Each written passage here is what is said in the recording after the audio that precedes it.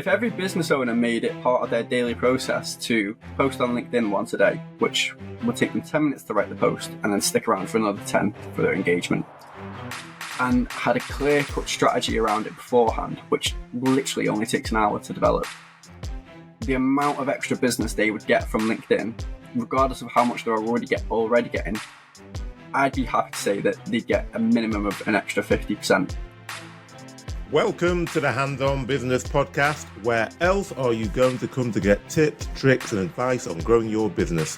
As you know, what people tend to love about this podcast is that it is a place where you can hear real business leaders discussing systems, methodologies, and strategies that they have used to help them catapult growth in their business. So I'm your podcast host, Hakeem Adebiyi, and I've grown several small businesses to multi-million-pound enterprises and noticed that there wasn't really a place that focused on where I was, i.e., growing a small business. All of the content that seemed to be out there was about big business and often just a lot of theory and no practical implementable advice, which is exactly why I set up this podcast.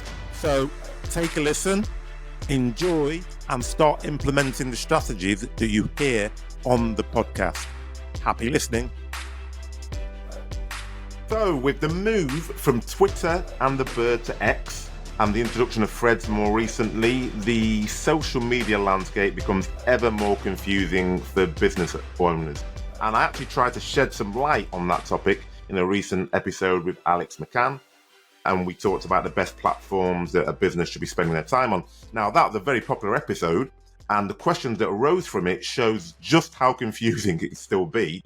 Hence, I decided to ask a slightly more controversial question in this episode. And the question I want to ask is it time to abandon ship or double down on social media for business growth in 2023/2024? Because we're coming into that now. So what we're going to do today is take a bit of a dive into LinkedIn and Instagram to help us explore this. And we're doing this with Tommy Walsh, who is the owner of Blue Streak Marketing. And he started marketing at university. I know he doesn't look like he's long out of there, but he is. And then he started training people. And now he owns his own marketing business, which focuses on delivering compelling social media and paid ads, which actually deliver results. And I can actually attest to that. So that's why I've got him on, because I know everyone, my listeners and viewers, like practical tips. So welcome, Tommy. Good to have you on. Thank you for having me. It's a pleasure to be here. Excellent. So we're going to jump straight into it. So are there any indicators that suggest social media may no longer be an effective tool for business growth in 2023? So there's two ways to measure effectiveness. There's obviously the hard impact, which we're all aware of, which is things like ROI. Are we getting more back than what we're spending? But then there's also what I call the soft impact, which is, recognition and touch points, because people may be lingering around and viewing your social media without taking action. But then when they see you around, maybe at a networking event or at a conference, they'll say, oh, actually, you're that company that produces, these videos or uses this color scheme or specializes in this. And then that can actually lead to a relationship. So there are ways to measure both. In terms of the hard impact, obviously, you want to be looking at website link clicks. You want to be looking at the people that are, the amount of leads that are generated, the amount of customers that are being generated, and obviously revenue, etc. But then with the soft impact, you want to be looking at things like your engagement. Are your followers growing? Are people spending prolonged periods of time watching your videos? Obviously, everyone harps on about video at the moment. Are you just producing them and putting them out there and hoping for the best? Or are you actually measuring the success of those and then honing down on what's working? So those would be the indicators that I would be using to determine whether it's being successful or not. Okay, and when you're looking at those, because you've been doing it for a period of time, so I made a joke about obviously you still looking very young. So when you started, so you're what, 18, 19? So how long ago is that? How long have you been in the business? Coming on to 6 years now. So you got 6 years in the business. So you've been at it for quite a period of time. So when you look at those things like the ROI, the recognition, the lead, the BICs, etc., have you seen a difference in efficacy for business since you started to now? Yeah, so that's the first question. Yeah, sorry, just could you define efficacy for me? Well, sorry. So just as you were talking about, we're talking about the indicator. So has the ROI improved, got worse, stayed the same? Has the recognition, the impact when you're using social media, when you're working with businesses, would you say it's more effective or less effective?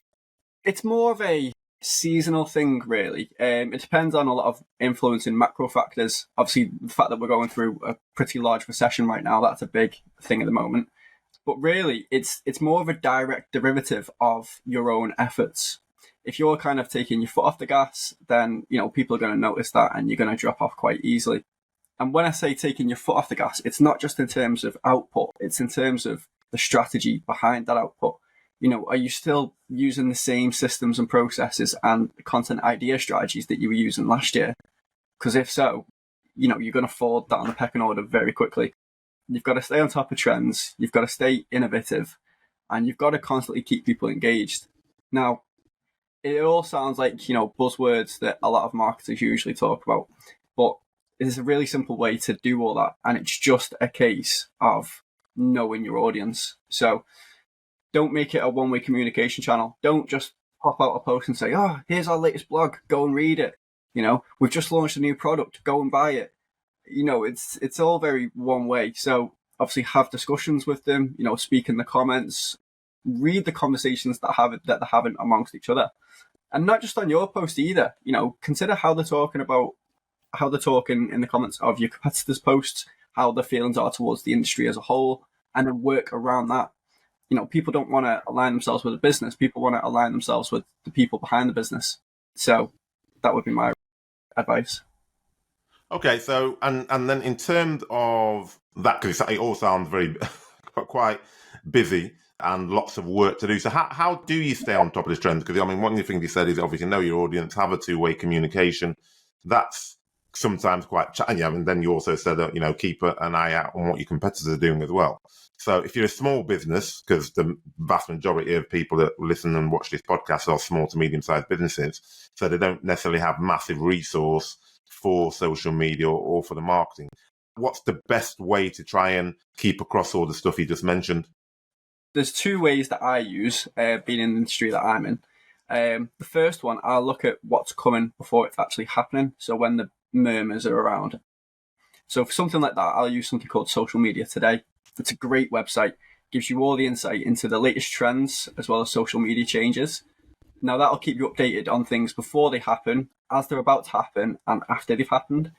So that gives me a good insight into, the key highlight, the trending topics, so to speak. And then what I'll also do, and I know we're going to touch on this a little later, is I'll actually go onto Twitter and I'll look at all the trending topics on there, and then I'll have a look at the discussions that are being had around those trending topics and get a feel for the general census towards it, and then I'll utilize that in my content strategy. Okay, so when you're saying the trends, you're just talking about general trends of what people are talking about online, social media, etc. So you're effectively saying that if you obviously, once you know your audience, you know your business, you basically try to look at trends around your particular niche, I suppose. Is that what we're saying? Yeah, so for my particular niche, I'm quite fortunate because my niche obviously is social media and small business, so I can get my information there. Obviously, for someone else who may be a recruitment agency or a football academy, just for two very specific examples, then I'd start searching out websites that offer trends within your niche itself. So it doesn't have to be a website. It could be Sky Sports News, or it could be Indeed's blog. It could be anywhere, but just identify where that area is. Make sure it's a reputable source of information. Make sure it's ahead of the curve, and then stick with it. Make it part of your daily routine to just check in for 5 minutes each day. Okay, so and you work, and we're gonna get into some specific platforms in a minute, but you work with quite a variety of businesses. So have you got like a success story just to give people an idea of how effective social media can be? Because the challenge always is that some people start using social media, it doesn't, they don't see an uplift in their business, and then they stop using it and then say, oh, social media doesn't work then. So have you got like an example of, what people have done and how they've used it and what their then results have been? Yeah. Obviously, usually when people are asked this question, they tend to go with like medium-sized businesses. But for this question, I always tend to go with the smallest, because you can always replicate what a business that's smaller than you has done, whereas it's hard to replicate if the business is larger. A family member of mine owns a window cleaning company. Started out with just himself, just a van, and he come to me and just asked, what can I do to get more customers? At the time, what he was doing was he was just posting daily to his social media channels and just saying, these are the services we offer. So there's a 3-part process to this. Now, the first key thing that we did was I actually told him to tap into Facebook groups. Facebook was a big platform for him. That's where all of his target audience was. But obviously, organic reach on Facebook is dead, whereas it's not dead within groups. So what we did in that scenario was we went into all the local groups, Dublin buy and sell, Dublin small businesses, Dublin, etc. It's Dublin-based business. And through that, we started offering his services, and every post was generating around 3 inquiries, which was tremendous for him. So small actions like that were what we did to turn around his organic social media marketing. Then once that kind of went through the roof and there was a large profit margin being generated from the organic side of things, we then started reinvesting those profits into the paid side of things. And again, through Facebook ads, that just started scaling and scaling and scaling. And then rather than reinvesting the ads from the Facebook into something else, we just continued scaling the Facebook ads.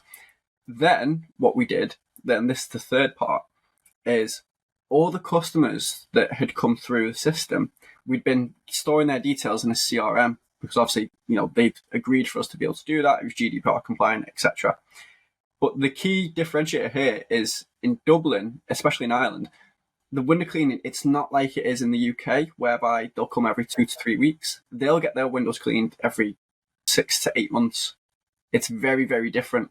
And because it's every 6 to 8 months, they'll pay 4 or 5 times as much. So then once you get a customer, they're not necessarily your customer then. It's just a one-time thing. So then what we would do is 3 months after each person inquired, we'd send them an automated text. And then to say, it's been a while since your last window clean. Would you like to book in again? And just through implementing those strategies, the expenditure so far has been, I think, 1,500 in total. And it's generated £26,000 in revenue. So just making those small tweaks initially to where you post can lead to huge waves further down the line. Okay, so that's a really good example. Very nice, good return on investment, good process in terms of starting with Facebook groups, using the revenue you generated there, putting that into Facebook ads, and then obviously taking them off Facebook so that you've got them in a CRM mailing list so that you can then be chasing them up and then they're your customers, so to speak. So just going back to the Facebook groups, so just talk me through that strategy, because obviously you were saying you went into a Facebook group. It's obviously a Facebook group about what? How did you determine which Facebook group you're going to go in? Because I'm assuming it wasn't a window cleaning Facebook group. Yeah, it was a wide variety of them. Essentially, it was just a case of joining all the groups available and then just seeing, how lenient they would be in terms of the rules. Some of them are more than happy for you to advertise your services. Some of them want you to do it on specific days, and some of them are happy for you to do it as long as there's no website links, etc. So it was just a case of going in there and finding out what was what. But in terms of the groups themselves, it was a really wide variety, like Dublin buy and sell, for example, or Dublin small businesses. We just joined everything. Oh, okay. Yeah, that makes sense, doesn't it? Well, more specifically, as you just said there, making sure that you're joining something that allows you to advertise, because there's a lot of these groups that don't want you to be advertising in there because they just want to be the ones advertising. So, yeah, that's very useful to understand. So I suppose it leads me on to the next question when we're talking about specifically LinkedIn and Instagram, and that's what we said we'd have a look at, and then we'll maybe look at other platforms in other episodes. If you then, because one thing I've noticed is you just talked about there about Facebook going into groups and then, advertising your services and then using ad platforms. So if we take LinkedIn as a starting point, does that strategy still work? Because I've noticed that LinkedIn ads, when I've used them, are rubbish. They're not as good as Facebook ads, and the groups don't tend to like you to advertise when you're on LinkedIn. So what would be the strategy when you're on LinkedIn? So luckily with LinkedIn, and yeah, you're absolutely right. I wouldn't recommend that strategy for LinkedIn, but luckily when it does come to LinkedIn, organic reach isn't dead, Yeah. or especially not as relative to Facebook, but it has been dwindling over the last few years. However, it's still got enough there for you to build, and I hate this word, your own personal brand. You can really start to build an audience and cement yourself as someone in your industry as a go-to expert. There are a few different ways to do this. You can be entertaining, or you can be informational and be a thought leader, or you can just be inspirational. What you'll find, anyone who has a successful content strategy falls into one of those three categories. They're either entertainment based, information based, or inspirational based. So with LinkedIn, my strategy would be to double down on one of those content strategies. For me, it's being information based, and then just again cement yourself as the go-to person. You might not be getting, an inquiry every single post, and you might not even get one every week, but it's a snowball effect. People are going to be watching and people are going to be paying attention. Some people, it takes them 6 months to take action and reach out to you. Some people will do it after the first post. But as much Facebook advertising and networking as Blue Streak Marketing does, LinkedIn posts from my account still account for 30% of all of our business. So it's something that I never neglect. And is that, so when you talk about, you being the go-to person, is that just giving information and then giving your links, or is it just purely giving your information? Because I know that, when once you start dropping links into things, in any social media, they don't really like it because they don't want you to take them off their platform. So what's the best way to do that? Is that just you're getting inbound leads because of the content you're putting out, or are you actually driving them somewhere? No. I actually recommend getting them to have a conversation with you on LinkedIn. Yeah. Obviously, I'll attach links for them to book a meeting, but that's an entirely different thing for them to, as opposed to attaching a link for them to go and visit your website. Yeah. By inviting them into my messages, I'm inviting a conversation. And thereby, there's no obligation for them to take action. It's just a conversation. And that makes people feel a lot more relaxed. In terms of the actual content that we're putting out there, it's again to demonstrate that we are experts in what we do. So part of that process is, when it comes to paid ads, there are only going to be two core groups of people who inquire. It's either going to be people who have never ran paid ads before and they're unsure and they want to know if it's going to be for them, or it's going to be people who have done it before and they've been burned. It's not worked out, and now they want to switch agencies or they want to outsource it. In both cases, those people are going to be highly untrusting, and they're both going to be highly self-conscious of, is this actually going to work? So the key thing for me is to establish that trust early on. So in my content, what you'll notice if you look through is that it's all numbers and statistics based. It's all backed up by a database of results that, we've taken straight from our advertising campaigns. And it's very easy to establish that, okay, these guys are all numbers based, they're open, they're honest, they're transparent. That makes them feel very relaxed straight away. And then also the fact that if we don't produce any results, we give them a money back, the 100% of the money back in a guarantee. So again, that's smashing those barriers down. And the reason why we do that is, like I said, to establish the trust, but also it makes us stand out because we're aware that that's their main pain point. Now, what are the other competitors doing to alleviate that pain point? Well, they're probably going to offer a solution that's worth £100 a month. But that target market is aware that that comes at the cost of attention to detail. So whilst we don't lower our prices, we offer a money back guarantee. So we're aware of what their pain points are and we're catering everything towards that. We're speaking directly towards them. When you speak directly to your target audience, it's not always a case of, hey, recruitment agencies, or hey, estate agents, you need this because It's not always about that. It's just about being aware of what their pain points are and talking around them. Okay. And if you can do that with LinkedIn, then you don't really need to necessarily worry about the next steps. Just continue doing that and allow that to grow, and that will take care of itself for you. Okay, so just on that, because obviously we spoke about what topic we were going to talk about. We knew we were going to talk about social media, and we talked about focusing on a couple of platforms. Then you said, "Oh yeah, well, let's start with LinkedIn and Instagram." So, what was your rationale around that? Why did you say, well, let's start with those two first? Yeah, so LinkedIn, uncapped potential, and Instagram, untapped potential. Now, TikTok is the biggest one at the moment, which has the greatest misunderstanding, but I feel like that would need its own kind of discussion.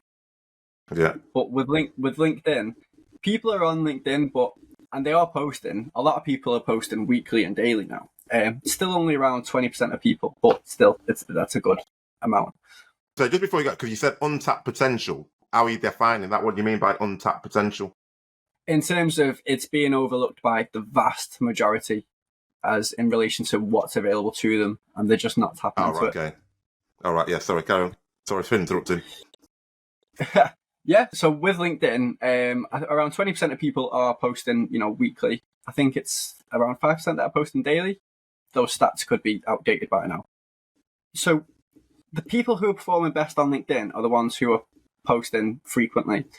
But I'm seeing a lot of people who are posting frequently, and there's not really much strategy behind what they're posting.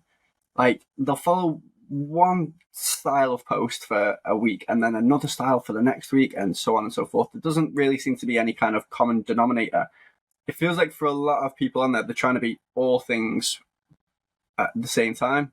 And again, it goes back to those 3 core content strategies that I spoke about: informational, entertaining, and inspirational. And there's a large mix going on LinkedIn there. Whereas I feel if every business owner made it part of their daily process to post on LinkedIn once a day, which would take them 10 minutes to write the post and then stick around for another 10 for their engagement, and had a clear-cut strategy around it beforehand, which literally only takes an hour to develop, the amount of extra business they would get from LinkedIn, regardless of how much they're already getting, I'd be happy to say that they'd get a minimum of an extra 50%. Because it's not then just about showing up every day. It's about working smart on LinkedIn, basically making LinkedIn work for you. There's a lot of people who go on LinkedIn, and if you actually go through their activity, you'll see that the vast majority of people they're engaging with have nothing to do with their target audience. So that would then say to me that they're kind of going on LinkedIn and just commenting on all the posts that show up on the feed. If that's the case, then you're being reactive rather than proactive. That's a very good point. But I suppose the question that everyone always asks is that content strategy in that 10 minutes a day, well, 20 minutes because it's 10 minutes posting. So if you're not really a content creator, and you'd argue that if you're in business, then you must be a content creator because you're just talking about your business and your area of expertise, really, aren't you? But how do you get into that vein where you've got something specific to talk about that's going to entertain, give information, or inspiration every single day? Yeah, so what I would do, I would plan out, okay, what things can you post about at any time, which is known as evergreen content. Usually that's the type of stuff that the knowledge you have to hand. So you can make posts around those. You could do a series of tips for people that you'd recommend before working with you, or just tips in general. You can also do common problems that you see. You can do the benefits of working with you. There are a lot of series of posts that you can do. Again, customer reviews. You could do a personal post, let people know who's behind the business, who's behind the screen. There's a wide variety of what you can do. What I would recommend is going online and just searching content ideas. Get a free downloadable, which has about 100, and then get an Excel sheet and just list the ones that you could do at any time. Then once you've got the kind of scope of your content, then take it a step further and decide, okay, how am I going to deliver this? Can I record videos every week? My job's quite time intensive. I'm going to go with graphics instead. That's fine. Okay, so then take it a step further. How are you going to brand them? Hopefully with your own brand colors, but do something that makes them stand out. Now, it's usually at this point where most businesses stop and go, okay, that's enough. That's how I'm going to stand out from the crowd. But if everyone stops at that point, you're just kind of maintaining the pace. So here's what I recommend to do to really stand out. And this is applicable for all platforms. Firstly, ask yourself, again, what your customers' main pain points are. Then ask yourself what your competitors are offering to alleviate those pain points. Then ask yourself what you can feasibly offer that's far greater in value than those offerings of your competitors.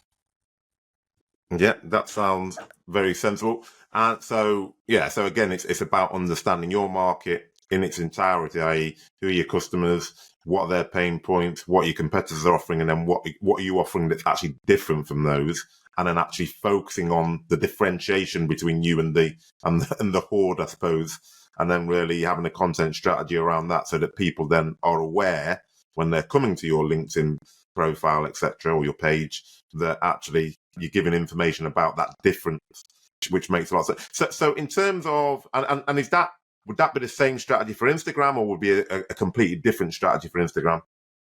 No, these are like the time-tested principles of all marketing. Do this at networking, do this on social media platforms. Do it 10 years from now, do it 20 years from now. These are the things that never go away.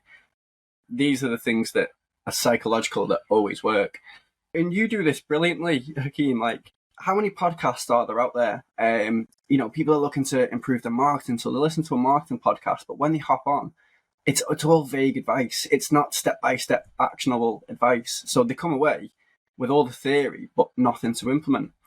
So you're aware of that. You're aware that that's the biggest pain point for your audience, is the fact that they need actionable advice that they can go away and implement. So every post, every intro, you're always talking about, this is the podcast that gets you the answers, it gets you the actionable advice, the things that you can implement. So you speak to your target audience's pain points brilliantly. You're not ramming it down the throat, but every post, and every podcast, you're making mention of it. This is the podcast that gives you the actionable advice, and that's all it is. Thank you very much for that. But that's what I've tried to do, certainly, and that's why I get people like you on, because it's very easy to get people on who waffle generally about social media, but actually people want to know, right, well, what should I be posting? Where do I get the information from? And how can I get started? So that's really what I'm always trying to get to the bottom of, and with all my guests. So in terms of that, so it's a perfect segue. So what specifically, if you were to give me 5 things that you need to start doing today on LinkedIn and 5 things you need to start doing today on Instagram, what would those 5 things be? Okay, so on LinkedIn, it would be posting frequently. That's the first one. That will immediately, if you post daily, in fact, that will immediately get you into like the top 5%. Yeah. Then the next step is obviously create a content strategy around what you're doing. So use the things that we've just spoke about and put them into your LinkedIn strategy. That's the second one.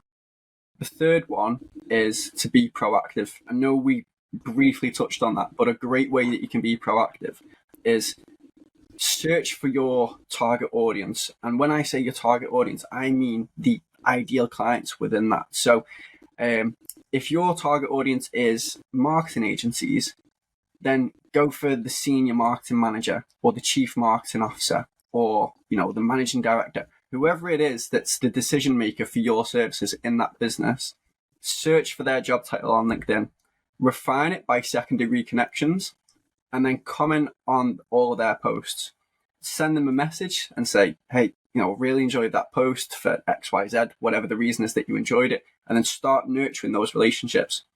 If you do that for 10 minutes a day, that's far greater in value than if you were to just reply to everyone's posts in your feed for 2 hours, because you're going in on your target audience. So that's the third thing I'd recommend. So just before you move on from the third thing, because just to make sure that everyone knows what you're talking about. So you said search for your key people, and then you said refine by your second-degree connections. What do you mean by that? Yeah, so a first-degree connection is someone who's obviously already your connection on LinkedIn. A secondary connection is essentially a friend of a friend. So it's people that you're not connected with directly, but you have mutual connections in common.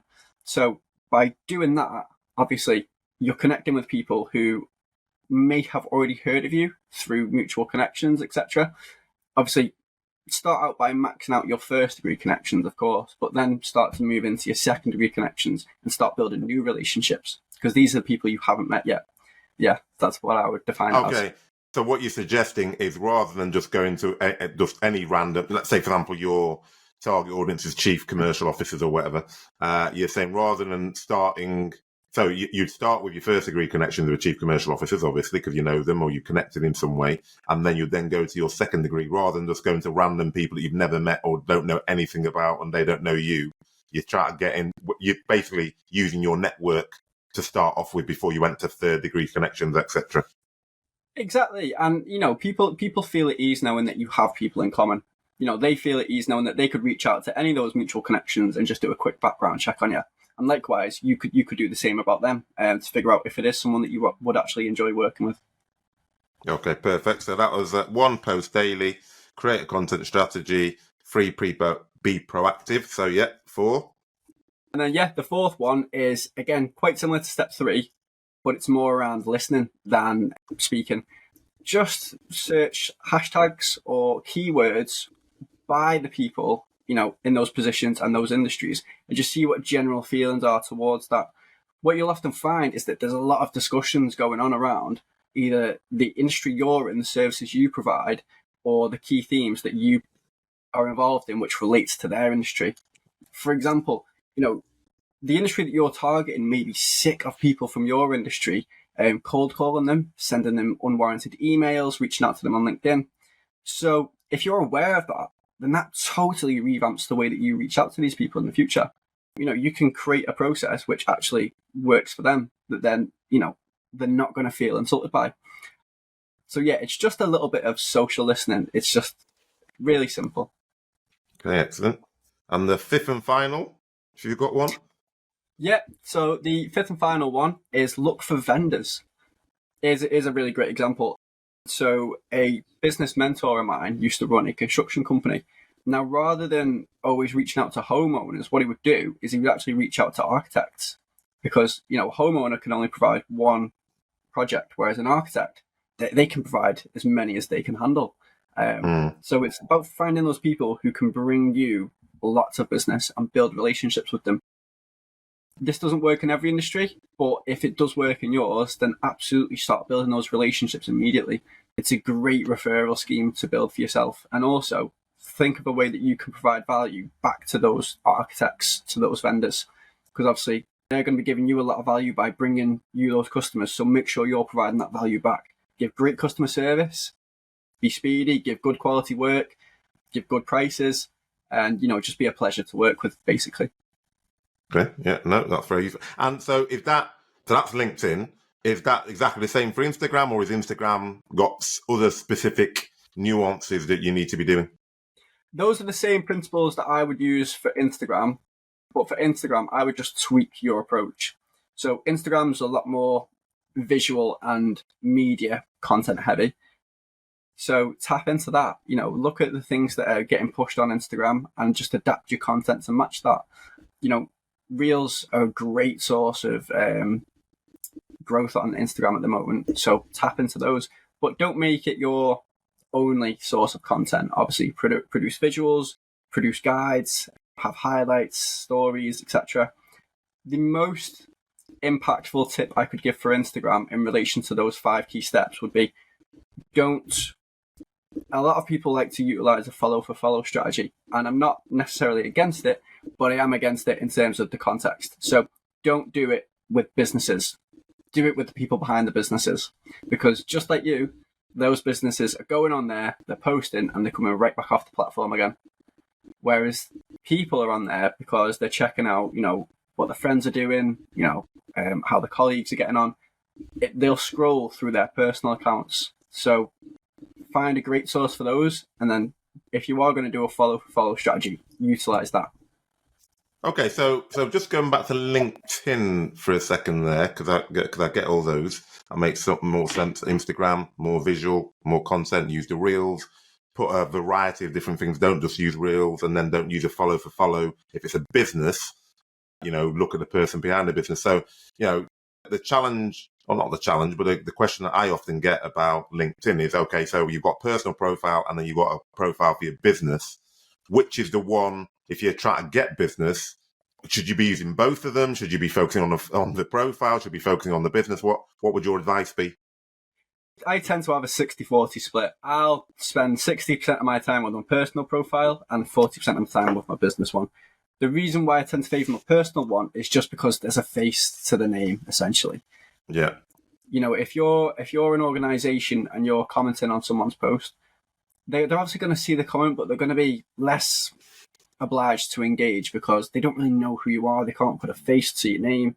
And what we all tend to do when we're commenting from our organization is we tend to use language that we don't usually use. We're very afraid of offending anyone, especially from our company page. So we're not our true selves, and people sense that, and that's why it's hard. It's harder to build a relationship that way. So I always favor my own personal LinkedIn, and the differences in terms of the content. And this is important for sole traders and people who it's just them in their business. I like to use my company's LinkedIn for the key information. So big case studies, big testimonials, big updates, things that really matter, all the work-related stuff essentially. And then my personal, that's more around, behind the scenes. It is about the big updates, but it also includes like behind the scenes, me as a person, etc. So it's much easier to, hinge icebreakers on for people to start conversations around. Would you share between those two things? So if you're doing let's say, for example, you've got a big update, I don't know, you've launched something and you put it on your company page, would you then on your personal page share that, or would you write a completely separate post about the same thing? I will write a completely separate post about the same thing. Okay. But if it clashes with anything else that I'm posting, I'll do a quick share, etc. Or if I've only given the synopsis of it in the company post, then I'll expand on that by sharing it and then giving greater context in the personal post. All right, okay. No, that makes sense. So, and then in terms of, because you talked about on Instagram, the different types of content, the reels, the visual, etc. And you were talking about earlier that you see some people's strategy is they jump from one type of content to another type of content. If there's a specific type of content, if you're looking at LinkedIn, because obviously, things like Instagram is quite easy because you've got reels, you've got stories, they've got actually functions where you can say, well, I'm going to do this. Whereas LinkedIn is pretty much open for you to do anything you want to do, really. What would your advice be in terms of, long form posts, pictures, videos, or a mixture? What would your go-to advice be?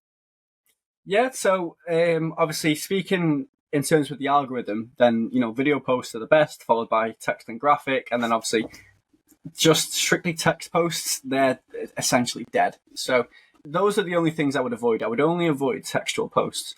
In terms of all the rest, there are some of them offer greater reach, but it's far more important for you to double down on one and make that your primary piece of content. It doesn't mean only post videos or only post polls, etc., but make it your primary and have supplementary content around that. Again, there's another person I know who only does, not only does, they mostly do videos on LinkedIn. And it was always these like face-to-cam videos that were around 2 minutes long. And wherever they go now, networking events locally, they're always told, oh, you're the one who does the videos. You're the one who always does the videos on the daily walk, etc., things like that. Just having that, it resonates with people so that every time someone who doesn't really know you sees your content, they go, oh, there's that person again. There's the person who does the videos on the daily walk. Or it could be, there's the person who always writes LinkedIn posts in capital letters, or there's the person who always does the short form copy, the person who always does polls, the person who always does long form copy. That tends to matter a lot more in terms of, what content are you relating to yourself and making yourself recognizable through.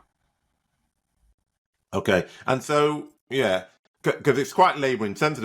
I'm just trying to think, because if you're trying to do a video, I mean, I'm not saying everyone does it, but if you're trying to do a video every day, that's quite a lot of content, isn't it, that you're trying to get across. But I understand what you mean. And if you're doing a video, would you write content with it, do an introduction with it, or would you just post a video with a title? So when it comes to video, my favorite strategy is to just write a headline that entices people in. If you're wondering what a headline like that looks like, just research what makes a good blog title. It usually includes a number, it usually piques their interest, it usually has a buzzword in there. It's something that basically generates interest. If you're unsure of what all the components are, just Google what makes a great blog title. Learn the formula and then just apply that to your first headline in your LinkedIn. You essentially just want to get people to click see more or click the video. In the rest of the copy, I'll just offer more context around the video itself. I'll ask questions, I'll see okay, do you agree with this? And then I'll get them to watch the video. And then during the video, I'll see if their opinion changes, etc. And I'll just get them to comment below. So what's the sweet spot in terms of the copy around the video? Because I've seen some, they'll have a video, but then they'll have like a real long form introduction to it. And you're like, well, I've now read that. What do I really need to watch the video? Because you've pretty much told me everything that's going to be in the video. Yeah, again, it really depends. If there are pros and cons to both long and short form copy. Obviously, the main pro of short form copy is that you're going to retain their attention for longer. There's a much higher likelihood they're going to get to the end of the post. The drawback of that is you can't really offer much information, or you can't offer much context, etc. With long form copy, whilst you can offer as much information and context as you want, you run the risk of them giving up halfway through. So yeah. Pick and choose the right moments. Or if you are going to stay with one for all your posts, then learn how to minimize those cons. So for example, if you have a lot to say and you want to go with long form copy, start using emojis, start breaking the paragraphs up, write your sentences more concisely, make it a lot easier on the eyes, so that when people are skim reading it, they can see, okay, this bit, I'm interested in this part, and then they can carry on through. A great way to do that is if you break your post up by paragraphs, just offer a emoji or a headline for that specific paragraph. So if it's a contextual paragraph, offer the eye emoji. If it's something around the list of benefits, offer a bunch of ticks. If it's a common mistake that you see, etc., offer a cross. Just make it more visually appealing for people, and you'll find that the retention goes a lot higher. Yeah, but I'm specifically talking, because I get that, because you're talking about general posts. I'm talking about, I've got a video, and then I'm just because you're saying that, put a headline. But what I'm talking about is I've seen people who've put videos on, and then they put a long form copy as well. And it's like you're reading through it, and you then think, right, so do I really need to watch the video now? Because you've pretty much told me everything that you're going to say in the video, so what's the point of me doing that? So that's what I'm talking about, is when you're introing a video, are you just saying, just do a headline, question, then video? Again, it depends on the video. You can offer long form copy, but if it's going to compromise the integrity of the video, if it's going to give spoilers, etc., if it's going to lead to a place of what's the point, then, absolutely don't. My favorite strategy is to generate as much interest as I can. So how I'll do that is, again, I'll write that intriguing headline and make people wonder, okay, what's going on in this video then? What's going to happen? And then I like people to click on that way. But if you're posting like a 5-minute long clip of a debate that requires a lot of context beforehand, then absolutely go with long form. So take it, situationally. Okay. But don't give anything away. Yeah, well, yeah, that's the key to me, because it's like, well, you want to make sure that people watch the video and that actually they're getting something new out of the video that you haven't written in the post, because otherwise it's like, oh, well, he said that in the post, or she said that in the post. Okay, so in terms of 2023, is there anything that you'd say has changed in the last few months? And then we'll start talking about our friends about Twitter. But is there anything that has changed in the last few months on the platforms we're talking about, LinkedIn, Instagram, which you're thinking, actually, well, if you're not a hardcore Instagram or LinkedIn user, you might not have noticed. So these are maybe a couple of things that you just need to be aware of. Yeah, so obviously reach has dramatically decreased this year on LinkedIn, which I feel like most people are aware of. But in terms of Instagram, the main thing that I would recommend is the resurgence of posts. Photo posts. For around 2 years, if you went onto your feed, all you would see would be reels and videos. Whereas now, it's come back to a point where they're both equal in value. Well, almost. Reels are slightly, better. But yeah, the resurgence of photo posts on Instagram, that's huge for infographics, step-by-step tutorials. If you offer actionable information, you can go really far with using photo posts in the sense of infographics on LinkedIn, on Instagram. Okay. And then you said that the reach has gone down significantly on LinkedIn. So how would you... So I'm assuming they've done that to try and force you to start advertising, because that's what normally happens. They, if you look at Facebook, the reach plummeted because they want you to do Facebook ads. So is that the same for LinkedIn? And then what do you do to try and then make sure that you can not necessarily get the same reach, but you can get to the right people? Yeah, so what most people tend to do, what most creators tend to do when it comes to this part of a social media's life cycle is they'll rush to the content types that offer the largest reach. So you'll see a lot of people just doing video when it doesn't really need to be a video, or you can see people doing a poll when it doesn't really need to be a poll. You'll see people kind of rush to that to maintain the reach. My favorite approach is to double down on what was working for you originally. If people were interacting with you because you offer great information or because you post entertaining content, then double down on that, maintain it. Don't stay away from what's been working for all these previous years just to chase a little bit more reach. The key thing for reach is actually engagement. Chase engagement, the reach will take care of itself. Now, obviously, don't clickbait, but just double down on what's been working. Yeah, that makes sense. And then, we always talk about ROI. We're always talking about, measuring it. And I think you gave a little intro at the beginning, but, having worked with you, I know you've got different ways and interesting ways of looking at measuring effectiveness. So could you just, I think measuring effectiveness of time invested for their social media marketing efforts. So if you were to say the 3 things that you need to be looking at to say whether or not your social media strategy is working, what would those 3 things be? Oh, it's like asking me to pick my 3 favorite books or movies. I know, it's difficult. You can give me more than 3. Just give me a few then. Yeah. Okay. Great. So, if your main priority is generating business, so we'll start with ROI. Then obviously you want to be looking at things like website clicks, link clicks, both from posts and your profile. You want to see what leads are being generated, so what conversations are being had in your inbox, and obviously customers. If you have a Facebook or Instagram shop, you want to be looking at average order value, etc. Those are kind of like the hard impact stats. Those are the things that you can directly correlate to the platform for your ROI. Then there's also the soft impact, which is like, okay, how great of a relationship are we building with this audience? What customers are we building for next week, next month? So this leans slightly more into the engagement side of things, but you want to be looking at the average watch time on your videos. Do people stick around for the end, or do they move on to the next post after 5 seconds? You also want to be looking at, the comments, and not just the volume of them, but the nature of them too. Are they largely positive? Are they largely critical? Is it critical in a constructive way, or is it critical in a tearing you down kind of way? Saves, huge one. If you go for an information-based content strategy, saves are going to be a big one for you.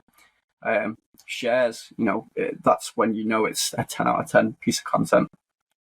So yeah, those are all for engagement. And then in terms of awareness, I'm working with the biggest training provider in Wales right now. Their biggest thing is just awareness. Now with that, you'll be looking at reach, impressions, growth of followers. They all matter. It's hard to give you just 3. All of them matter in their own way. Well, I suppose, although you haven't given me specifically 3, you've given me the hard measures, which you could say that's one group. And then you then give me some of the soft measures, which is more about engagement. So watch time, volume and value, and nature of commitment, save shares, and then you then moved on to awareness. So that's 3 broad categories, I suppose. But within each one of those categories, there's 100 parameters. but it's just really useful because it just, if someone's starting, people often get swamped in terms of, well, how do I measure it? And obviously, you can definitely measure it just from, well, am I actually getting more business from it? But that's not going to come immediately. So you then need to have some KPIs that you can look at to sort of like say, well, I'm going in the right way. So as you said, if I'm doing videos on a regular basis, then I want to know, well, what's the average watch time? Are people sharing it? Are people commenting on it, etc.? So it's just to give people a guide or a hint as to the sort of things that they can be looking at if they're starting, or even if they're not starting, they've been doing it for some time, but not really known the key things to measure. That's very, very useful. And then this is going to be pretty much, we're coming to the end. We've talked about LinkedIn and Instagram most specifically, but Twitter, or the platform formerly known as Twitter, as some people now call it, it's all over the news, isn't it? You got Elon Musk. He's always in the news about something. But Twitter, well, if he's not shutting down satellites for the Ukraine, then he's changing, Twitter and the iconic bird to X. So what's your take on that move, really? Because it's just, to when I'm not in the social media business, but I'm just curious to get a take from a social media person, because it just seems like real strange from a marketing person like myself to say you've taken an iconic brand that everybody knows and then you've basically ripped it away and then stuck something else there. So what's your take on that? Yeah, so even before Elon Musk took over Twitter, a lot of SMEs were already leaving the platform. It's much more of a specialist platform at the moment. So if you're in a specific industry, main ones being like recruitment or education and training, etc., those are going to be hugely powerful platforms for you. Journalism and PR, etc. So most businesses had left the platform before he took over, but their accounts are obviously still there. But then when he took over and made all these radical changes, it just turned it hugely volatile. So organically, there isn't a lot of business to be generated there at the moment, and there hasn't been for a while. And then in terms of paid, people are scared to spend money. There's the CP, there's the There's somebody at the door, obviously. It's Elon Musk. Yeah, it must be. He's got a defamation lawsuit, but no, that's what I was just about to talk about. There's the CCDH and the ADL, and they've been highly critical of X's ability to, manage and negate hate speech, which, X has then come back and, threatened defamation lawsuits. So it's hugely volatile, and advertisers are just kind of looking at this and thinking, we'll come back when all this is calmed down. Yeah. Now, they're trying to get a lot more European advertisers back on the platform, but again, it's just a case of we'll wait and see. It is one for the future, though. In the short term, it's very volatile. Unless you're one of the aforementioned industries, I wouldn't recommend getting back onto it just yet. However, it's definitely going to be one for the future. If anyone's aware of the Chinese app WeChat, it's essentially their everything app. It's Tinder, YouTube, LinkedIn, Facebook, TikTok, Indeed. It's everything in one app, and that's essentially where Twitter's going to be going. There's going to be a lot of polarizing conversations, topics, features, changes that are going to be had over the next 5-10 years before it gets to that point. But it'll be interesting to see how powerful and impactful it is once it does get to that point, because as they introduce more features, if they introduce them well and they're successful, there are going to be a lot of people flocking back to that app. Okay, so do you think that he's effectively, I mean, he's obviously got the platform because it's already set up, and he's obviously got some followers on there, quite a lot of followers. So is your suggestion or your view that he's basically trying to rip it up and start again, really, so that he's actually so that's why he's changed the brand, because he actually doesn't want it to be a Twitter anymore. He wants it to be a WeChat. Yeah, he wants it to be the everything app, basically. Yeah. So, although all these changes are quite abrupt and they come out of the blue and they're generating a lot of conversations, that's what they're kind of. It's only 2% of what's going to be coming. Okay. Well, so watch this space is what Tommy's saying effectively. So I'll watch with a great deal of eagerness, because it's really interesting. From a marketing point of view, he's almost ripped up what you would suggest a marketer should do. Because when you buy a brand, the biggest thing you've got is the brand. And he's basically bought a brand and pretty much destroyed it in terms of ripped up the name, ripped up the actual logo, and he's just said, "Well, I'm starting from scratch." Even though it's the same platform, he's almost starting from scratch, which is really quite work, because it's like buying Coca-Cola, changing the taste and getting rid of that little swoosh thing, and saying, "I'm not going to have it red anymore. I'm going to have it like, I don't know, green." It just seems counterintuitive, but actually often things that are counterintuitive and shake up the market and disrupt the market actually lead to great success. So I'm really, from a marketing point of view, watching it avidly, because he's not an idiot. So he knows all the principles just as well as I do. So he's obviously got some real clear plan behind it, and why he's doing it and how he's doing it. Absolutely. Yeah, so, well, we've come to the end of our time, Tommy, and I really appreciate that's been some really good, interesting content in terms of, specifically LinkedIn and Instagram, the things that you should be doing on there, and then actually some general advice about, just your content strategy and posting on a regular basis and being proactive across all your platforms. And we'll probably, as we discussed, we'll probably come and do a completely different session on TikTok alone, because that's growing quite exponentially at the moment, and that does deserve a completely separate thing.